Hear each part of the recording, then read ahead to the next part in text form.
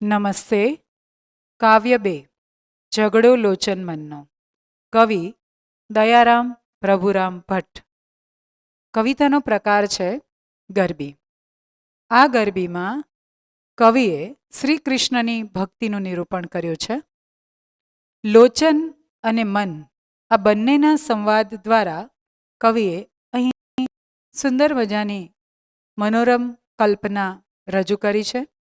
લોચન અને મન વચ્ચે થયેલી કૃષ્ણ સાથેની પેલી પ્રીત, એટલે કે બંનેમાંથી કૃષ્ણને પહેલો પ્રેમ કોણે કર્યો તેની વાત, તે ઝઘડો રજૂ થયો છે. નંદકુંવરનું મુખ જોવાનું પહેલું સુખ કોને મળ્યું, એની તકરાર મન અને લોચન રજૂ કરે છે. બંનેના ઝઘડાનો ઉકેલ બુદ્ધિ દ્વારા કરાવી કવિ કાવ્યમાં સરસ મજાની ચમત્કૃત છે અને આ રચના ખૂબ લોકપ્રિય છે. ઝઘડો લોચન મન.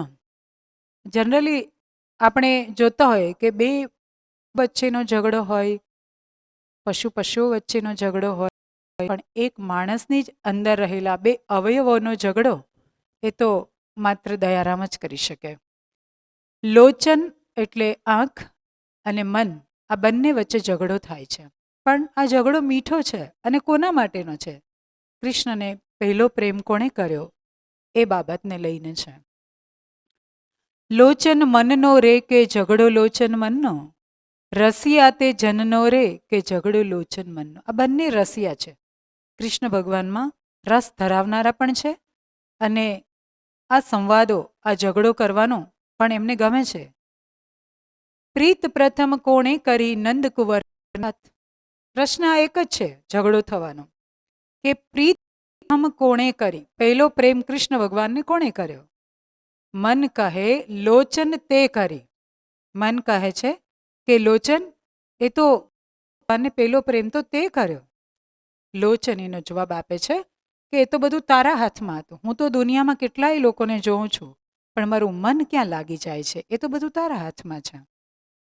નટવર નિરખ્યાનેન તે સુખ આવ્યું તુજ ભાગ.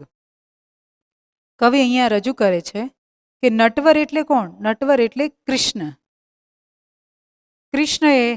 કૃષ્ણને આંખે જોયા તે સુખ આવ્યું કોના ભાગે? મનના ભાગે. પછી બંધાવ્યું મુજને લગન લગાડી આગ. પછી તો મન કૃષ્ણમાં એવું બંધાઈ જાય છે કે સતત એને કૃષ્ણને મળવાની લગની લાગે છે. સુણ ચક્ષુ હું પાંગડું તું મારું વાહન. કવિ કહે છે કે સુણ ચક્ષુ, ચક્ષુ એટલે આંખ. આંખને કહે છે મન કે તું સાંભળ, હું તો પાંગડું, તારા વગર હું કંઈ ન કરી શકું, હું હેન્ડીકેપ. તું મારું વાહન, તું જો મને લઈ જાય તો હું જઈ શકું. નિગમ અગમ કહ્યું સાંભળ્યું દીઠા વિના ગયું મન. એ કહે છે મેં આત્મા અને પરમાત્મા વિશે ખૂબ સાંભળ્યું છે, પણ કૃષ્ણને જોયા વગર તો અધીરાય જ નથી.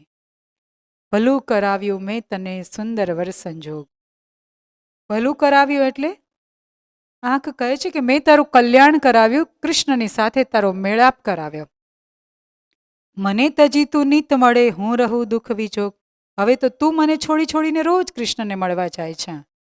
મન તો ગમે ત્યાં કૃષ્ણને મળી શકે અને હું રહું દુઃખ વિજોગ. હું તો કેટલું દુઃખી થઈ જાઉં છું.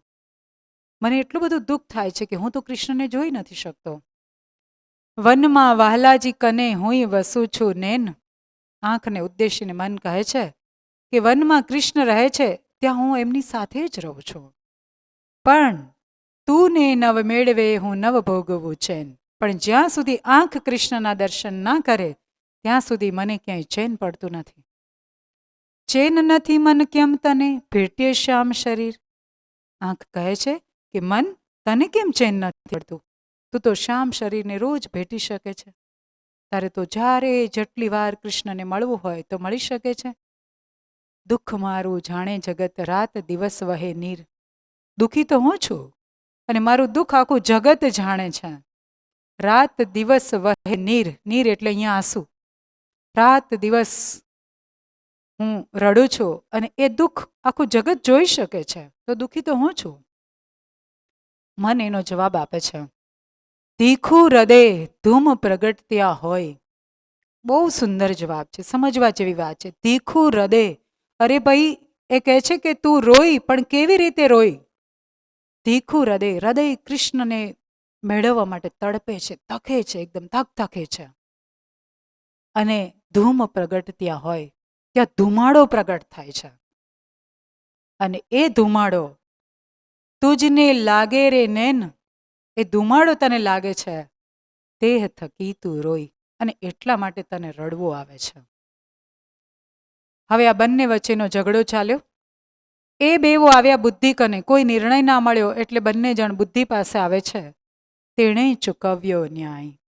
બુદ્ધિ ન્યાય ચૂકવે છે. મન લોચનનો પ્રાણ તું. બુદ્ધિ એટલે જ કહેવાય કે બહુ શાણપણથી આ બંનેને સમજે છે. કે છે મન, તું લોચનનો પ્રાણ છે, તું આંખનો પ્રાણ છે, તારા વગર તો આંખ જોઈ ન શકે. પછી લોચનને કહે છે તું મન કાય, તું મનનું શરીર છે, તારા વગર તો કૃષ્ણની અનુભૂતિ કેવી રીતે શક્ય થાય? સુખથી સુખ, દુઃખથી દુઃખ, મન લોચન એ રીત.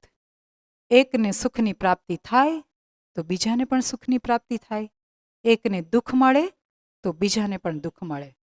મન લોચન એ રીત. મન અને લોચન બંનેને સમજાવે છે કે આજ તો રીત છે. એકનું સુખ એ બીજાનું સુખ, એકનું દુઃખ એ બીજાનું દુઃખ. દયા પ્રીતમ શ્રી કૃષ્ણ શું, બેઉ વડેથી પ્રીત. દયાના પ્રીતમ એટલે શ્રી કૃષ્ણ, દયારામના પ્રિયતમ પ્રીતમ એટલે શ્રી કૃષ્ણ. કહે છે કે શું બેઉ વડેથી પ્રીત, કોઈ એકથી કૃષ્ણ ભગવાનને પ્રેમ નથી. આ તો બંનેની વાત છે. બંને વડેથી કૃષ્ણને પ્રેમ થયો છે. કેમ કે આંખ તો ઘણા લોકોને જોવે છે, છતાં બહુ કોઈક લોકો સાથે જ મળવાની ઈચ્છા ધરાવે છે. તો કવિ કહે છે કે મન પણ વારંવાર જેને મળવાની ઈચ્છા ધરાવે છે, શરીરને તેના તરફ લઈ જાય છે. એટલે આંખ અને મન એ પરસ્પર એકબીજાની સાથે જોડાયેલા છે, અને બંનેથી જ કૃષ્ણને પ્રેમ થઈ શકે છે. આભાર.